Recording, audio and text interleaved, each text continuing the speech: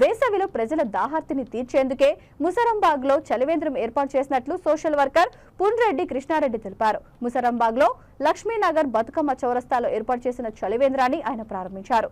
ఎండలు విపరీతంగా ఉన్న కారణంగా వేసవి కాలం పూర్తయ్యే వరకు చలివేంద్రంతో ప్రతిరోజు స్వచ్ఛమైన తాగునీటిని అందించినట్లు తెలిపారు.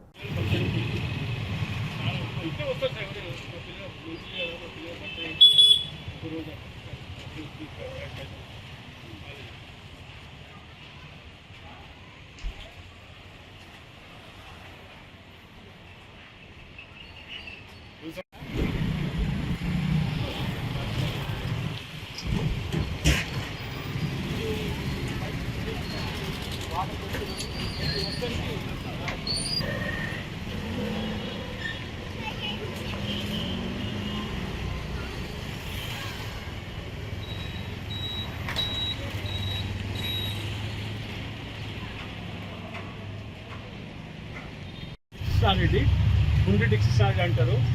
లక్ష్మీనగర్, ముసరాంబాగ్, హైదరాబాద్. నేను జ్యుడిషియల్ కోర్టులో ఉద్యోగం చేసి రిటైర్డ్ అయ్యాను. నాకు ఈ ఎండకు కొంతమందిని చూస్తే చాలా బాధ అనిపించింది.